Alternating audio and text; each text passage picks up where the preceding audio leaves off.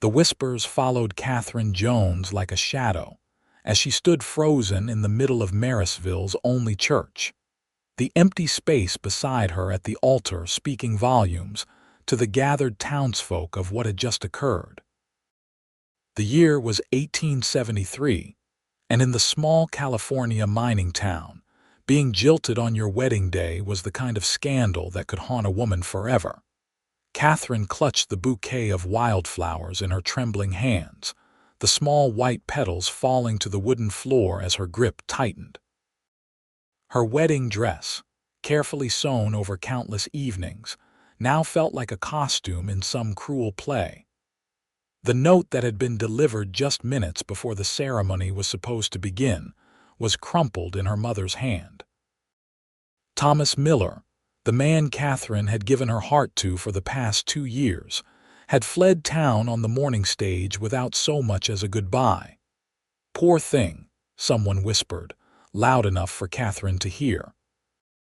"Always knew that Miller boy was too handsome for a plain girl like her," another voice added. Katherine lifted her chin, though tears threatened to spill from her eyes. 24 years old and now the subject of the town's pity and gossip. She wanted to run, to hide away from the stares, but her feet wouldn't move. Her father, James Jones, the local schoolmaster, approached her carefully. "Katie, my dear, let's go home." Home. The word felt hollow now. Home was where she'd planned her future with Thomas. Home was where she'd dreamed of children and growing old with the man she loved. Now it was just the place where she would have to face her humiliation day after day. The next morning came with cruel swiftness. Katherine had barely slept, her eyes puffy from crying through the night. She needed to leave the house, to face the town eventually, but the thought made her stomach turn. Still, hiding away would only give them more to talk about. She dressed simply in a blue calico dress, pinned her chestnut hair into a severe bun, and stepped out onto the porch. The spring air was warm with promise, mocking her grief with its cheerfulness. Katherine took a deep breath and headed toward Sullivan's general store. They needed sugar, and she refused to be a burden on her mother, who had already taken on the task of returning wedding gifts with apologetic notes. As she walked down Main Street, Katherine felt the stares, heard the sudden silences as she passed by. Outside the saloon, a group of miners turned to watch her, their expressions ranging from pity to amusement. "There she is," one of them said, not bothering to lower his voice. "Left standing at the altar like yesterday's newspaper." "Thomas Miller had the right idea," another added with a laugh. "Would you want to wake up to that sour face every morning?" Katherine's cheeks burned with humiliation, but she kept walking, her eyes fixed ahead.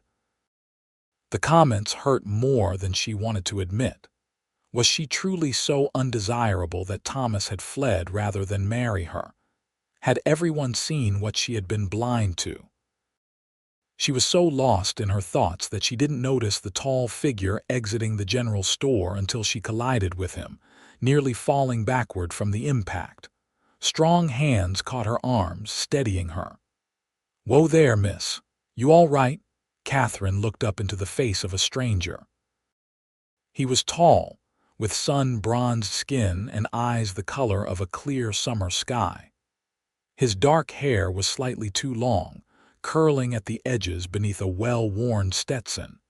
He wasn't conventionally handsome like Thomas, but there was something compelling about his weathered features. "I'm sorry," she mumbled, stepping back. "I wasn't watching where I was going." The man smiled, and Katherine noticed the small crinkles around his eyes. No harm done. His gaze lingered on her face, and she realized he was taking in her reddened eyes and pallid complexion. Behind them, one of the miners called out, "Better watch yourself, stranger. That one's bad luck for any man. Got left at the altar yesterday by a fellow with more sense than most." Katherine's face flamed with renewed embarrassment. She moved to step around the stranger, wanting nothing more than to complete her errand and retreat to the solitude of her home. But the tall man didn't move aside. Instead, his smile faded as he glanced at the miners, then back to Katherine. "Is that so?" he said, his voice carrying easily in the morning air. "Sounds to me like her intended's loss is my good fortune." The words hung in the air, surprising Katherine as much as the onlookers. The stranger tipped his hat to her, a small gesture of respect that felt like a lifeline in the sea of mockery she'd been drowning in. "Name's Preston Irving," he said. "New to Marysville. Would you do me the honor of showing me where I might find a decent cup of coffee in this town?" Katherine hesitated, aware of the watching eyes and wagging tongues. Going for coffee with a stranger would only give the gossips more fuel. And yet, the kindness in his eyes after a day of cruelty was too tempting to resist. "Katherine Jones," she replied softly. "And Widow Callahan's boarding house serves coffee that won't make you regret drinking it." Preston offered his arm, and after a moment's hesitation, Katherine placed her hand on it. As they walked away from the miners, she heard their muttered comments but found they stung less with Preston beside her. "You don't have to do this," she said once they were out of earshot. "Their gossip will only attach itself to you now." Preston shrugged, his stride easy beside her. "I never much cared for other people's opinions, Miss Jones. Besides, I meant what I said. Any man fool enough to walk away from a woman like you clearly doesn't deserve her." "You don't know me," Katherine pointed out, though she couldn't deny the warmth his words brought to her chest. "True enough," he agreed amiably. "But I'd like to, if you're willing to give a dusty cowboy the chance to know more than your name." Katherine studied him as they walked. There was an openness to his expression that Thomas had never possessed. "What brings you to Marysville, Mr. Irving?" "Preston, please, and I'm here looking for work. I've been riding with cattle drives for the past few years, but I'm getting a bit old for sleeping on the ground every night." He grinned, though Katherine guessed he wasn't much past 30. "Heard there were some ranches in the area looking for experienced hands." "The Carson spread is the largest," Katherine said. "About 5 miles west of town. Mr. Carson is always looking for good men, especially with spring roundup coming." Preston nodded. "I'll call on him tomorrow." "Today, I'm more interested in that coffee you mentioned, and perhaps learning what makes Katherine Jones smile." Despite herself, Katherine felt the corners of her mouth twitch upward.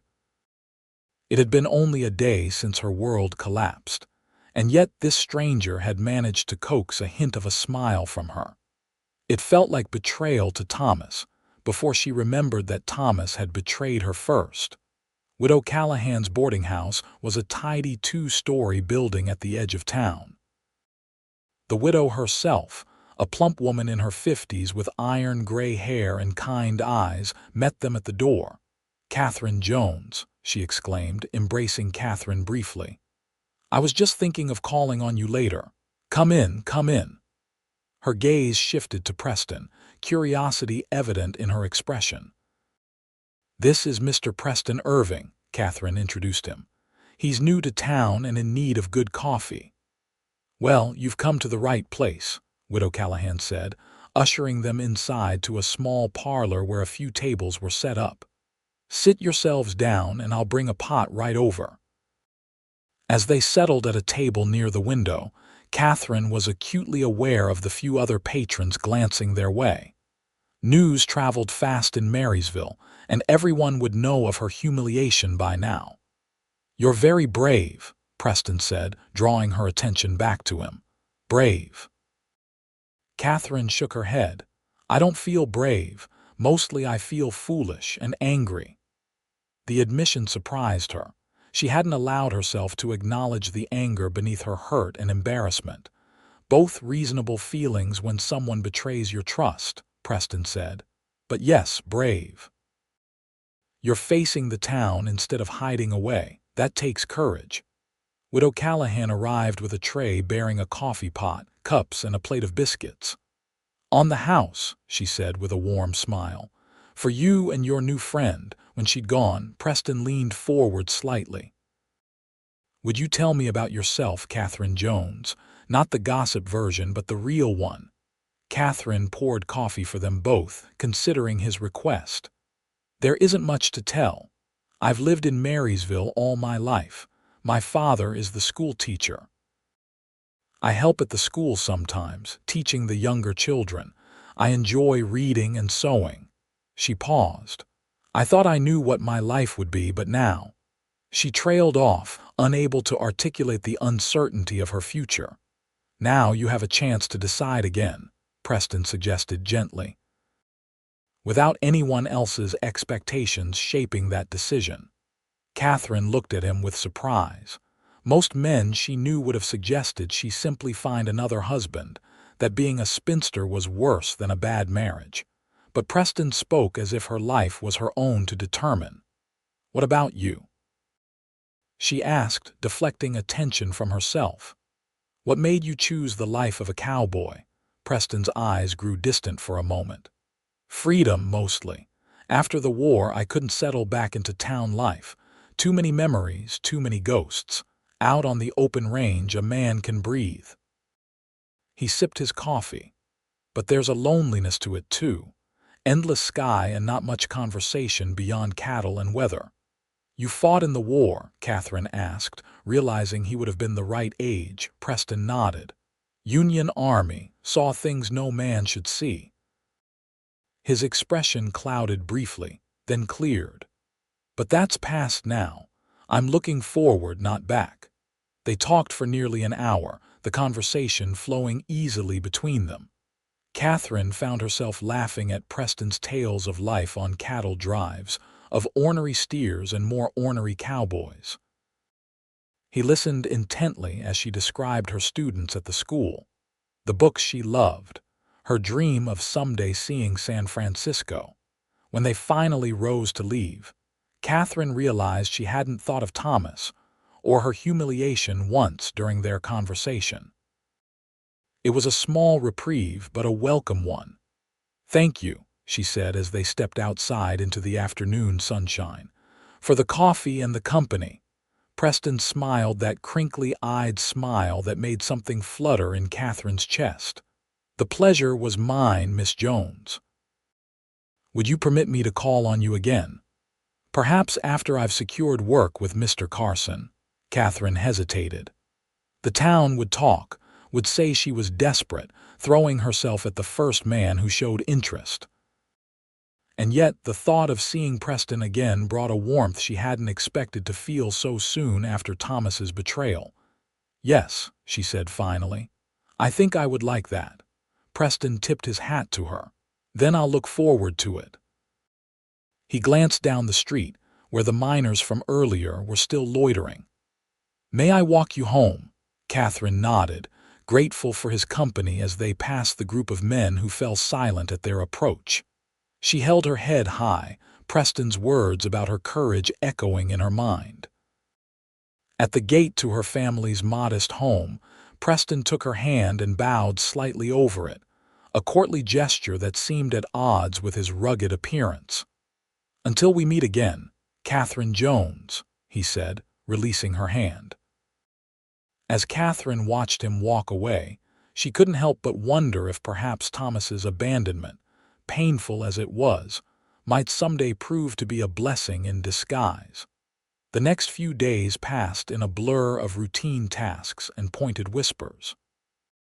Katherine threw herself into helping at her father's school, finding solace in the innocent acceptance of the children, who cared little for adult scandals.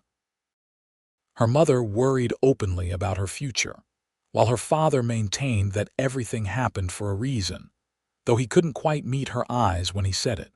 4 days after their coffee at Widow Callahan's, Preston appeared at the schoolhouse just as classes were ending for the day.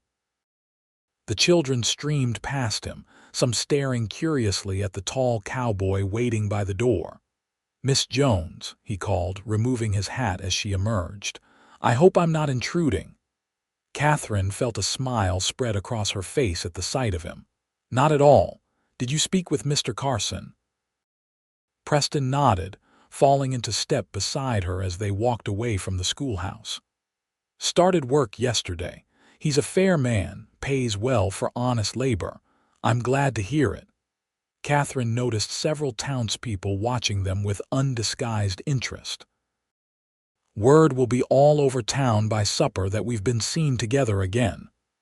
"Does that trouble you?" Preston asked, his blue eyes searching her face. Katherine considered the question. "Less than it probably should," she admitted. "But you should know that associating with me might not do your reputation any favors. People here." She hesitated. "They can be judgmental." Preston chuckled, the sound warm and rich. "Miss Jones, I've been judged by better and worse than the good people of Marysville. Besides, I'm more interested in your judgment than theirs." "My judgment?" "Yes. I've come to ask if you'd accompany me on a picnic this Sunday after church. Carson's given me the afternoon off, and I know a spot by the river that might make a pleasant setting." The invitation caught Katherine off guard. It was bold of him to suggest such an outing so soon after her failed wedding, and yet she found herself wanting to accept. There was something about Preston Irving that made her feel seen in a way Thomas never had. "People will talk," she said, though it wasn't a refusal. "People always do," Preston replied with a shrug. "Question is, do we give them something worth talking about?" His playful tone made Katherine laugh despite herself. "You're incorrigible, Mr. Irving." "Preston," he corrected her. "And yes, I've been told that before." After a moment's consideration, Katherine nodded. "Very well, a picnic sounds lovely." Preston's smile widened. "Excellent, I'll call for you after the service." He glanced toward the general store. "Now, I believe I've kept you from your errands long enough." "Until Sunday, Miss Jones." As he walked away, Katherine found herself watching the confident set of his shoulders, the easy grace of his stride. There was no denying that Preston Irving intrigued her, but she warned herself to be cautious. Her heart was still too raw, too recently betrayed to trust again so quickly. Sunday arrived with perfect weather, the spring sun warm but not overbearing. Katherine sat beside her parents in church, acutely aware of the glances and whispers directed her way. 2 weeks had passed since Thomas had abandoned her, but the gossip showed little sign of abating. She wore her best Sunday dress, a modest lavender creation that her mother had once said brought out the green in her hazel eyes. When the service ended, Preston was waiting outside, dressed in clean denims and a pressed white shirt. He'd clearly made an effort with his appearance, his dark hair neatly combed, his face freshly shaved. He held a wicker basket in one hand and greeted her parents respectfully. "Mr. and Mrs.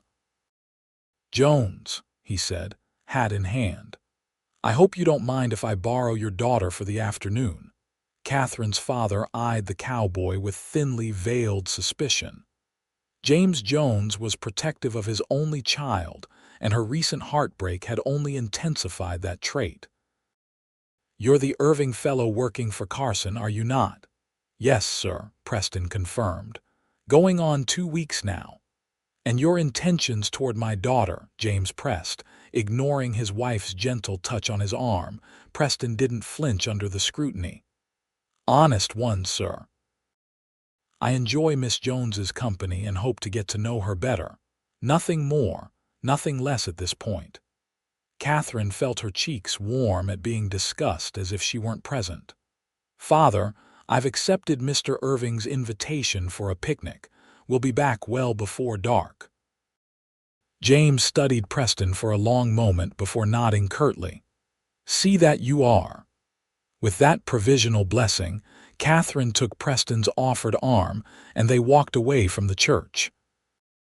She was keenly aware of the stares following them, particularly from a group that included several of Thomas's friends. "Didn't take long for her to find a replacement," one of them said loudly. Wonder if this one will make it to the altar before running for the hills. Katherine stiffened, but Preston's hand covered hers where it rested on his arm. Not worth your attention, he murmured. Their words only have the power you give them. They made their way out of town, following a path that wound alongside the Yuba River. The water sparkled in the sunlight, and wildflowers dotted the grassy banks. Preston led her to a spot shaded by a large oak tree, its branches creating dappled patterns on the ground below. From the basket, he produced a surprisingly well-prepared meal: cold chicken, biscuits, apples, and even a small jar of preserved peaches. He spread a blanket on the grass and gestured for Katherine to sit. "This is lovely," she said, genuinely impressed. "Did you prepare all this yourself?" Preston laughed. "I'd like to impress you by saying yes, but the truth is Widow Callahan took pity on me. She helped with most of it, though I did manage the chicken on my own." Katherine smiled, appreciating his honesty. "It looks wonderful regardless of who prepared it." They ate companionably, the sounds of the river and birdsong creating a peaceful backdrop to their conversation. Preston told her more about his life, how he'd grown up in Ohio, fought in the war at 18, and afterward found himself unable to settle back into his hometown. "Too many memories," he explained. "Too many faces missing from the streets, so I headed west, worked my way from ranch to ranch. Spent some time in Texas, Colorado, even up in Montana territory for a spell." "You've seen so much of the country," Katherine said wistfully. "I've never been further than Sacramento." "Perhaps someday you will," Preston suggested. "The world's a big place, Katherine Jones." The use of her full name, spoken with a warmth that made it sound like an endearment, sent a shiver through her that had nothing to do with the spring breeze. "May I ask you something personal?" Preston said after a moment. Katherine nodded, curious. "This man who left you, Thomas," she supplied, the name no longer catching in her throat as it had just days ago. "Thomas," Preston repeated. "Did you love him? Truly love him, I mean?" The question took Katherine aback. No one had asked her that, not even her parents. Everyone had assumed her heartbreak was a given, that Thomas's abandonment had shattered her completely. She found herself considering the question seriously. "I thought I did," she said slowly. "We grew up together. He was handsome, well-liked. When he asked to court me, it seemed like everything I should want. My parents approved, the town approved." She paused. "But now, looking back, I wonder if I was more in love with the idea of him, of the life we would have, than with Thomas himself." Preston nodded, seeming to understand. "Sometimes we convince ourselves we want what everyone tells us we should want." "Yes," Katherine agreed, surprised by his insight. "Though that doesn't make the betrayal hurt any less." "No, it wouldn't." Preston's gaze was sympathetic. "Trust, once broken, is hard to mend." "Have you ever been in love, Preston?" Katherine asked, the question slipping out before she could reconsider its propriety. A shadow passed across his features. "Once. Her name was Anna. We were to be married when I returned from the war." Something in his tone made Katherine's heart constrict. "What happened?" "Influenza," Preston said simply.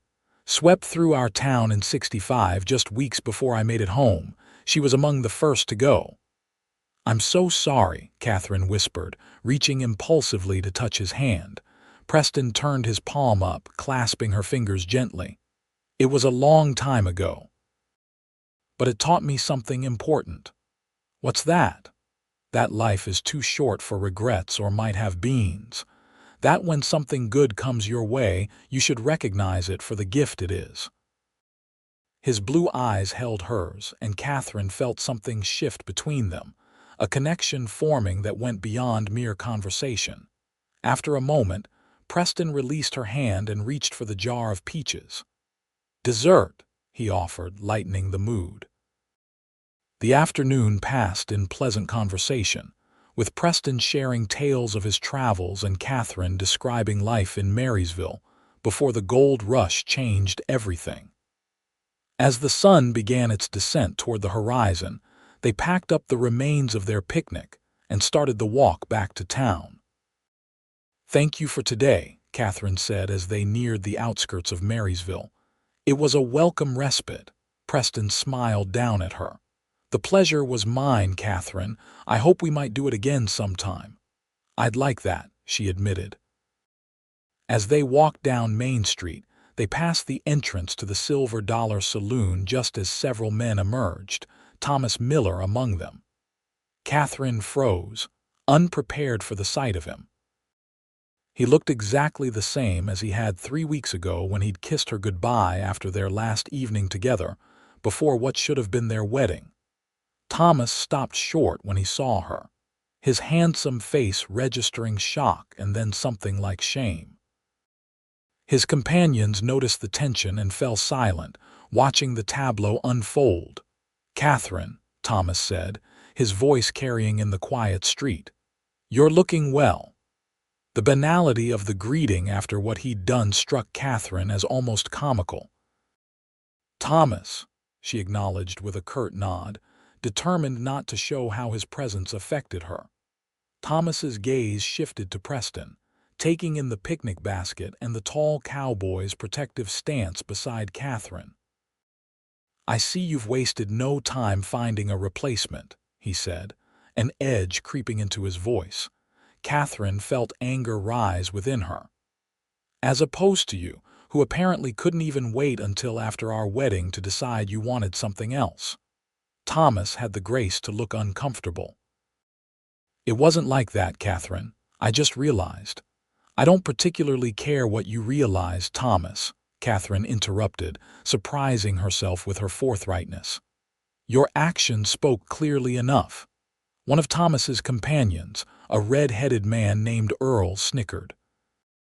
"Looks like the jilted bride's found herself a saddle tramp to comfort her," he said, eyeing Preston's dusty boots. Preston's expression remained calm, but Katherine felt him tense beside her. "I'd watch your words more carefully, friend," he said quietly. "They reflect poorly on you, not on the lady." Earl's face flushed. "You threatening me, Cowboy?" "Not at all," Preston replied evenly. "Simply offering some friendly advice." Thomas placed a restraining hand on Earl's arm. "Let it go, Earl." To Katherine, he said, "I am sorry for how things happened. I never meant to hurt you."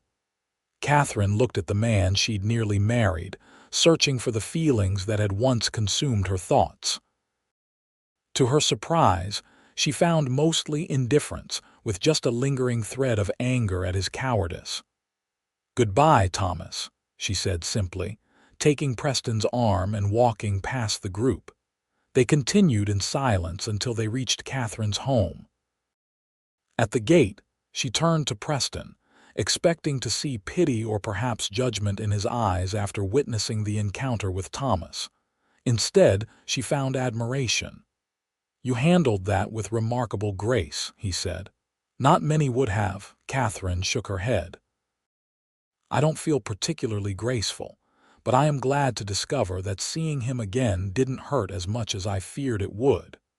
Preston reached out, gently tucking a strand of hair that had escaped her bonnet behind her ear. The casual intimacy of the gesture made Katherine's breath catch. "His loss truly is my good fortune," Preston said softly. "Good night, Katherine Jones." As she watched him walk away, Katherine realized that for the first time since Thomas's betrayal, she was looking forward to tomorrow rather than dreading it. The weeks that followed saw a gradual but noticeable change in Katherine's life. Preston called on her regularly, sometimes for organized outings like picnics or walks along the river, other times just stopping by the schoolhouse to walk her home. The townsfolk still gossiped, but increasingly their whispers held more curiosity than malice. Katherine found herself laughing more, dwelling less on the past and more on the present. Preston was unlike any man she'd known before, straightforward in his thoughts, but gentle in their expression, confident without arrogance, and possessed of a quiet strength that drew her to him like a moth to flame.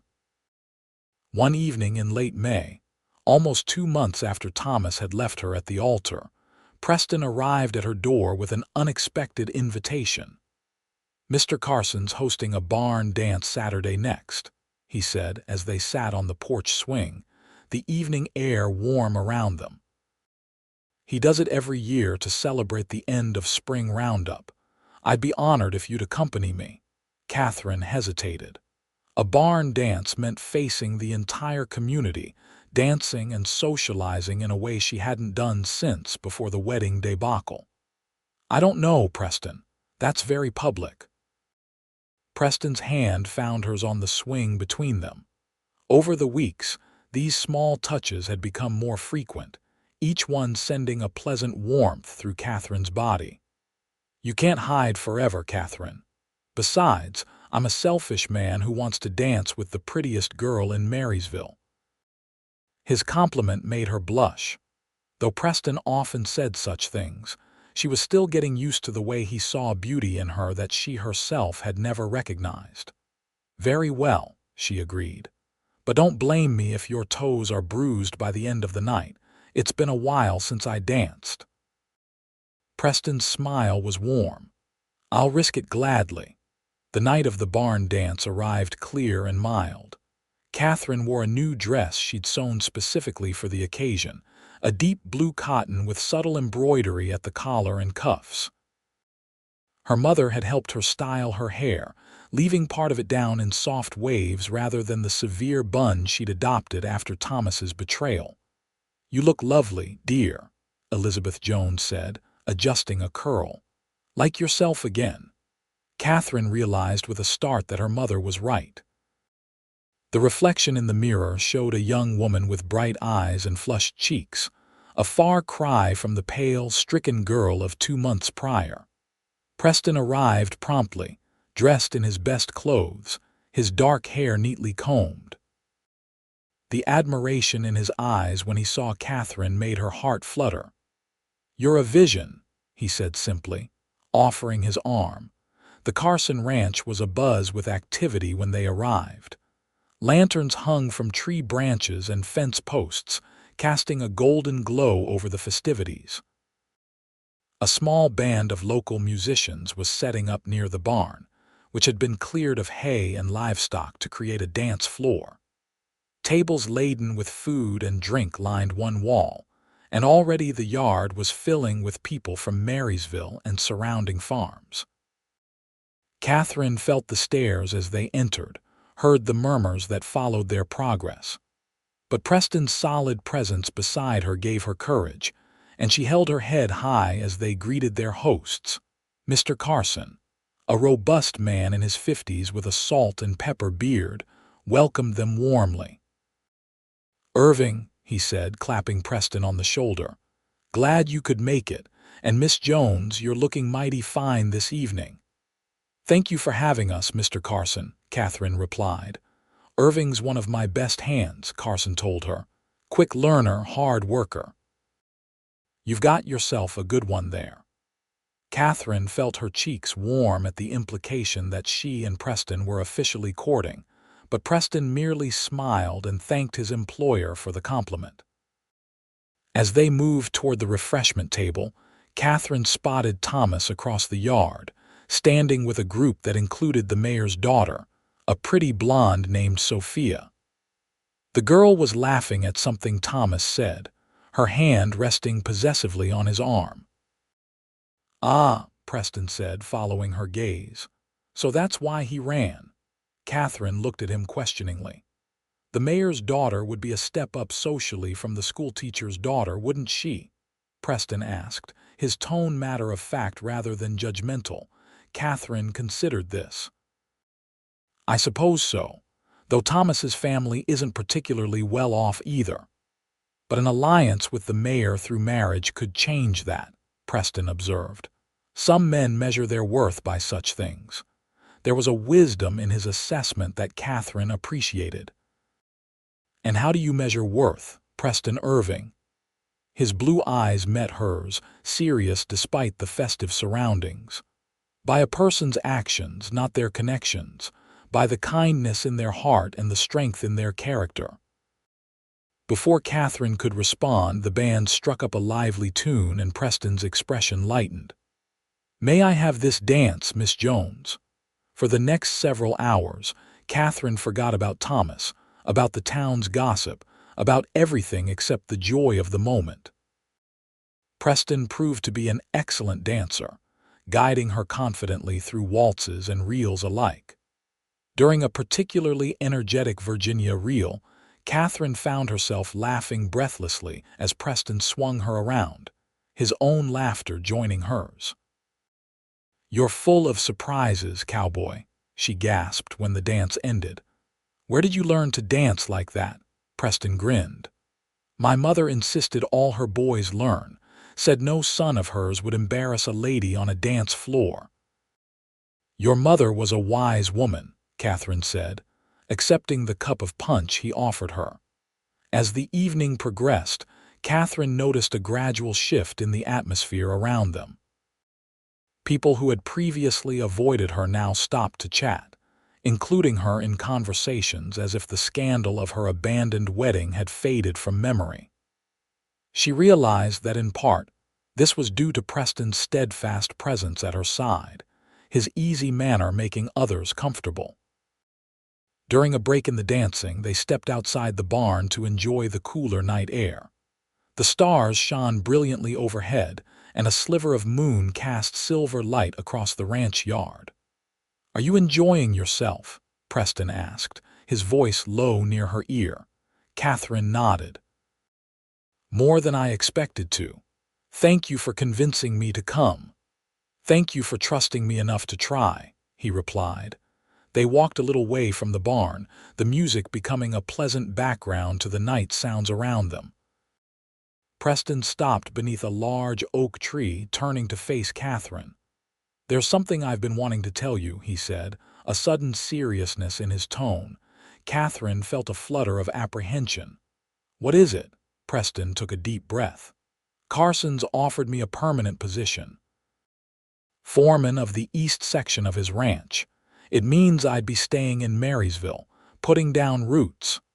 Relief flooded through Katherine, followed by a surge of happiness. "Preston, that's wonderful news. Mr. Carson clearly recognizes your value." "It comes with a small house on the property," Preston continued. "Nothing fancy but solid, room enough for a man to start a family eventually." The implication in his words wasn't lost on Katherine. Her heart began to race. What are you saying, Preston?" He took her hands in his expression earnest in the moonlight. "I'm saying that these past 2 months getting to know you have been the happiest of my life. I'm saying that I find myself thinking of you from sunrise to sunset and dreaming of you in between." Katherine's breath caught in her throat. "Preston, I'm not asking for promises yet," he hurried to add. "I know your trust was badly broken and healing takes time. I'm merely telling you my intentions, that if you'll allow it, I hope to court you properly. And perhaps someday, when you're ready, to ask for more." Tears pricked at Katherine's eyes, not of sadness but of unexpected joy. She had thought, in those dark days after Thomas left, that she might never trust her heart to anyone again. Yet here she stood, her hands in Preston's, feeling more secure than she ever had with Thomas. "I would like that," she whispered. "Very much." Preston's smile was radiant. Slowly, giving her time to withdraw if she wished, he leaned forward and pressed his lips gently to hers. The kiss was brief, tender rather than passionate, but it left Katherine breathless all the same. When he pulled back, his eyes searched hers. "Too soon?" Katherine shook her head. "No, not too soon at all." The sound of approaching voices broke the moment. They stepped apart, though Preston kept hold of her hand as a group of dancers emerged from the barn, laughing and talking. "Shall we return to the dance?" Preston asked. Katherine nodded, her heart lighter than it had been in months. As they walked back to the barn, she realized that Thomas's abandonment, painful as it had indeed led her to someone far better than she could have imagined. Summer faded into autumn, and Catherine's relationship with Preston deepened with each passing week. He called on her regularly, took her on drives in Mr. Carson's buggy, and became a familiar and welcome presence at the Jones household. Even her father, initially skeptical of the cowboy's intentions, had warmed to Preston after witnessing his respectful behavior and steady employment. By October, as the leaves turned gold and red along the Yuba River, it was commonly accepted throughout Marysville that Miss Katherine Jones and Mr. Preston Irving were officially courting. The gossip about her failed wedding had largely subsided, replaced by speculation about when Preston might propose. Katherine herself tried not to dwell on such thoughts, though she couldn't deny that her feelings for Preston had grown into something far deeper than she'd ever felt for Thomas. Where Thomas had made her feel fortunate to be chosen, Preston made her feel valued for exactly who she was. He listened when she spoke of her dreams, encouraged her teaching, and never once suggested that her ideas were less important than his own. One crisp Saturday afternoon, Preston arrived at the Jones home with a proposal, though not the kind the town gossips were expecting. "I thought we might ride out to see the house," he suggested as they sat in the parlor under Mrs. Jones's watchful eye. "Carson's given me permission to make any improvements I see fit, and I'd value your opinion on what might be needed." Catherine's heart quickened at the invitation and its implications. "I'd like that very much."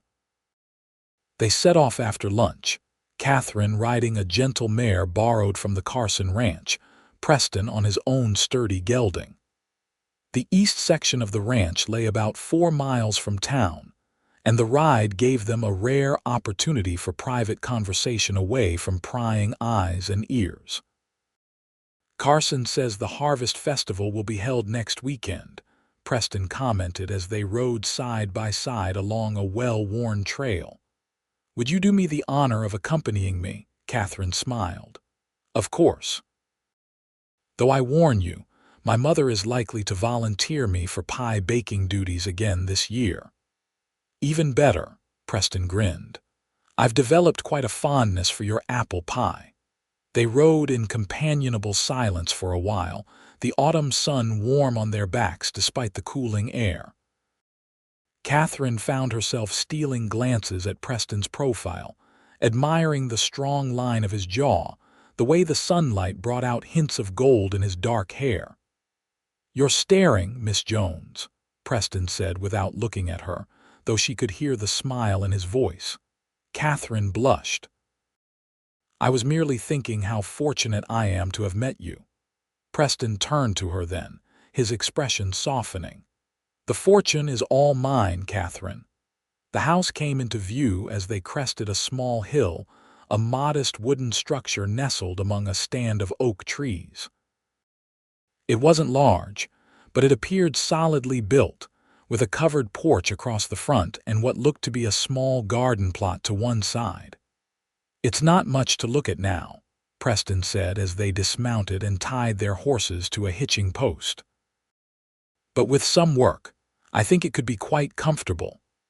Katherine followed him up the steps and through the front door into a main room that served as both parlor and kitchen. A stone fireplace dominated one wall, and windows on 2 sides let in ample light. A door led to what Katherine presumed was a bedroom, and a ladder in one corner suggested a loft space above. "Carson says the previous foreman was a bachelor," Preston explained. "So it's arranged for a single man, but there's room for expansion if needed." Katherine moved around the space, envisioning what it could become with curtains at the windows, a proper dining table, comfortable chairs by the fireplace. Despite its simplicity, there was a welcoming feel to the house that appealed to her. "What do you think?" Preston asked, watching her closely. It has good bones, Katherine said honestly. It needs a woman's touch, certainly, but there's potential here. She ran her hand along the mantelpiece. The location is lovely too, private without being isolated. Preston nodded, seeming pleased by her assessment. My thoughts exactly. I've already started collecting lumber to expand the bedroom and add a proper kitchen. As they explored the small property, Preston pointing out his plans for improvements, Katherine could easily imagine a life here. A vegetable garden beside the house, perhaps chickens in a small coop, children playing under the oak trees. The vividness of this mental picture startled her with its appeal. They sat on the porch steps as the afternoon waned, sharing the lunch Mrs. Jones had packed for them. The view from the porch overlooked a meadow where wildflowers still bloomed despite the advancing season. I can see why you accepted Mr. Carson's offer, Katherine said. There's a peacefulness here that speaks to the soul. Preston's hand found hers, his fingers intertwining with her own. It does, doesn't it? I've moved around so much in my life, never staying anywhere longer than a season or two, but this place. He paused. This place feels like it could be home. The word hung between them, weighted with meaning. Katherine squeezed his hand gently. I think it could be a wonderful home, Preston. He turned to face her fully, his expression serious. Katherine, I don't want to rush you. I know it hasn't been that long since. He didn't need to complete the thought. They both knew he meant Thomas. But I want you to know that when I imagine my future in this house, I don't see myself alone. Katherine's heart began to race. What do you see? I see you, he said simply. By the fire in winter, in the garden in spring, I see children with your smile and perhaps my stubborn chin. His lips quirked in a self-deprecating smile. I see a life built together day by day, year by year. Tears welled in Katherine's eyes at the beauty of the vision he painted. I see it too, she whispered. Preston reached into his pocket and withdrew a small leather pouch. I've been carrying this for weeks, waiting for the right moment. He opened the pouch and tipped a ring into his palm, a simple gold band set with a single pearl. It was my mother's. My father gave it to her when they had nothing but dreams and each other. Katherine's breath caught as Preston slid from the step to one knee before her. Katherine Jones, I love you more than I ever thought possible to love another person. You've brought light and joy back into my life when I thought those things were lost to me forever. Would you do me the extraordinary honor of becoming my wife? Tears spilled freely down Katherine's cheeks now, but they were tears of happiness. Yes, she said, her voice breaking on the word. Yes, Preston Irving, I will marry you. Preston's face lit with joy as he slipped the ring onto her finger. It fit perfectly, as if it had been made for her hand. He rose and drew her to her feet, pulling her into an embrace that felt like coming home. Their kiss was different from those they'd shared before, deeper, filled with promise and a hint of the passion they both kept carefully banked until marriage. When they finally parted, both breathless, Preston rested his forehead against hers. You've made me the happiest man in California, Katherine Jones, Katherine laughed softly, and I'm quite possibly the happiest woman. She glanced at the house behind them. Our house will be beautiful when it's finished. Our house, Preston repeated, savoring the words. I like the sound of that. They returned to town as the sun began to set, the pearl on Katherine's finger catching the golden light. By unspoken agreement, they rode directly to her parents' home to share their news. Elizabeth Jones cried happy tears and embraced Preston warmly. James Jones shook his future son-in-law's hand firmly, his earlier reservations apparently resolved by the months of Preston's honorable courtship. When do you plan to marry? Elizabeth asked, already visibly planning in her mind. Katherine and Preston exchanged glances. We thought perhaps after the new year, Preston suggested. That would give me time to complete the improvements to the house and Katherine time for proper preparations.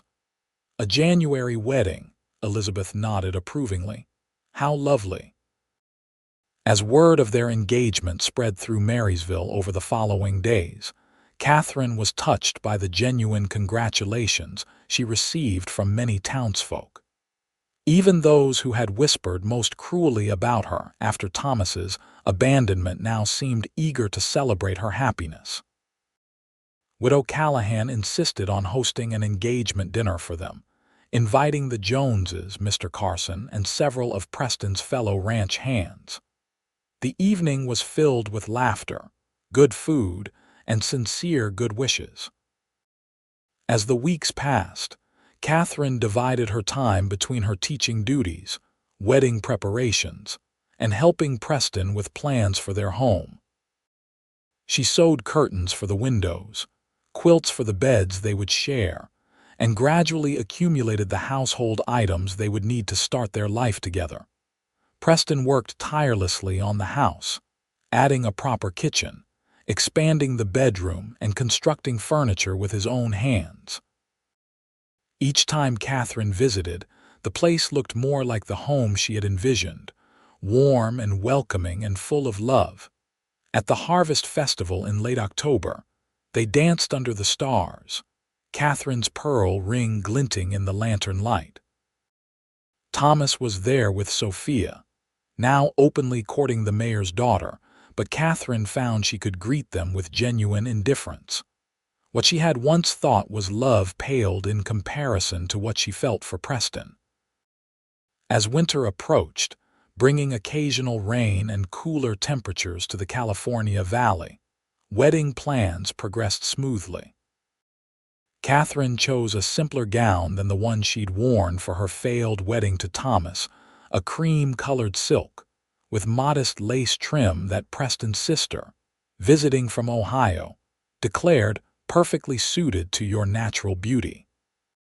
Christmas came and went, a joyous celebration made more special by the anticipation of the wedding just 2 weeks away. Preston gifted Katherine a leather-bound journal, its pages blank and waiting for the story of their life together. Katherine gave him a pocket watch with their initials engraved on the case, a practical symbol of their future. On January 12, 1874, Katherine woke to clear skies and a sense of perfect rightness. Unlike the day she was to have married Thomas, there were no nervous butterflies, no secret doubts. She knew with absolute certainty that Preston Irving was the man she was meant to spend her life with. The church was filled with flowers, despite the winter season, thanks to Elizabeth Jones's careful planning and the generosity of friends who had contributed blooms from indoor plants and greenhouses. Katherine stood in the small antechamber, her father at her side, listening to the murmur of voices as guests filled the pews. "Are you ready, my dear?" James Jones asked, his eyes suspiciously bright as he regarded his only child in her bridal finery.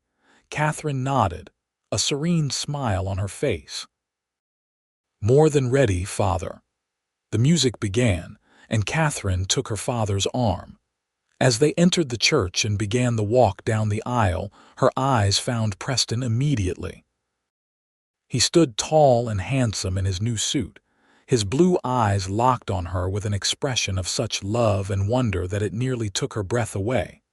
When she reached him and her father placed her hand in his, Preston whispered, "You are a vision, Katherine Jones." "Soon to be Katherine Irving," she whispered back, delighting in the joy that spread across his face. The ceremony was simple but heartfelt. They exchanged the vows they had written together, promises to love, honor, and cherish each other through all the seasons of their lives.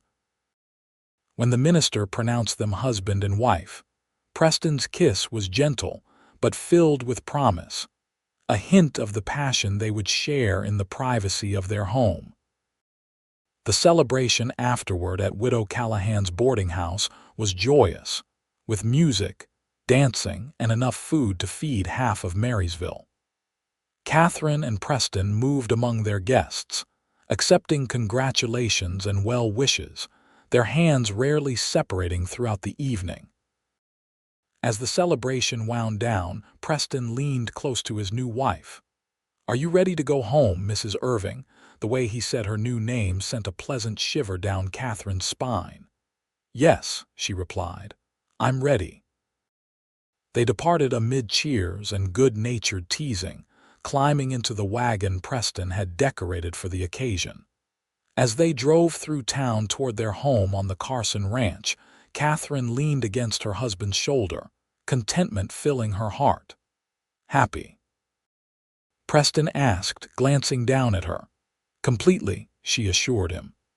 "And you?" "More than I can express," he replied, pressing a kiss to her temple. Their house was warm and welcoming when they arrived, the fire in the hearth already lit thanks to Mr. Carson's thoughtfulness. Preston lifted Katherine into his arms to carry her across the threshold, an old tradition that made her laugh with delight. Inside, Katherine looked around at what they had created together: the comfortable furniture, the cheerful curtains, the gleaming pots and pans in the kitchen. It was everything she had imagined during those first visits months ago, and more. "Welcome home, Mrs. Irving," Preston said softly, setting her gently on her feet but keeping his arms around her. Katherine reached up to touch his face, marveling at the fact that this good, kind man was now her husband. "Home," she repeated. "I like the sound of that." As Preston lowered his head to kiss her, Katherine knew with absolute certainty that Thomas's abandonment had indeed been the best thing that could have happened to her. For it had led her here, to this moment, to this man, to this love that would sustain them through all the years to come. And in the years that followed, as their family grew with the addition of first a son and then twin daughters, as their home expanded to accommodate their growing family, as they weathered the inevitable storms of life together, Katherine and Preston Irving would often look back on that day in Marysville when a heartbroken woman and a kind cowboy had first crossed paths. "His loss truly was my good fortune," Preston would say, holding his wife close as they watched their children play beneath the oak trees. And Katherine would smile, knowing that what had once seemed like the end of her dreams had merely been the beginning of something far more beautiful than she could have imagined. 10 years after their wedding, on a warm summer evening as they sat on their porch watching their children, 8-year-old James, 5-year-old twins Emma and Sarah, and 2-year-old William playing in the yard, Katherine turned to her husband with a contented smile. "Do you ever think about how we met?" she asked, her hand finding his as naturally as breathing. Preston's eyes crinkled at the corners, the way they always did when he smiled. "Often, though I prefer to think about everything that's come after." Katherine followed his gaze to their children. James, named for her father, had Preston's thoughtful nature and her love of books. The twins had inherited their father's blue eyes and adventurous spirit. Little William was still too young for his personality to fully emerge, but he already showed signs of Preston's quiet determination. "It's strange to think how different our lives might have been," Katherine mused, "if Thomas hadn't left, if you hadn't come to Marysville. If you hadn't collided with me outside the general store," Preston added with a chuckle. Katherine laughed at the memory. "Providence works in mysterious ways." Preston raised her hand to his lips, kissing the simple gold band that had joined her mother's pearl ring on her finger. "Not so mysterious to me. You were meant to be mine, Katherine Jones Irving. Even if it took a coward leaving you at the altar for me to find you." Katherine leaned her head against his shoulder, contentment washing over her as the setting sun bathed their home, their children, their life together in golden light. "His loss," she murmured, echoing the words Preston had spoken to her that day so long ago. "My very good fortune," Preston finished, drawing her close for a kiss that, even after a decade of marriage, still made her heart race with love and gratitude for the man who had helped her rebuild her life from the ashes of heartbreak into something far more beautiful than she could have ever imagined.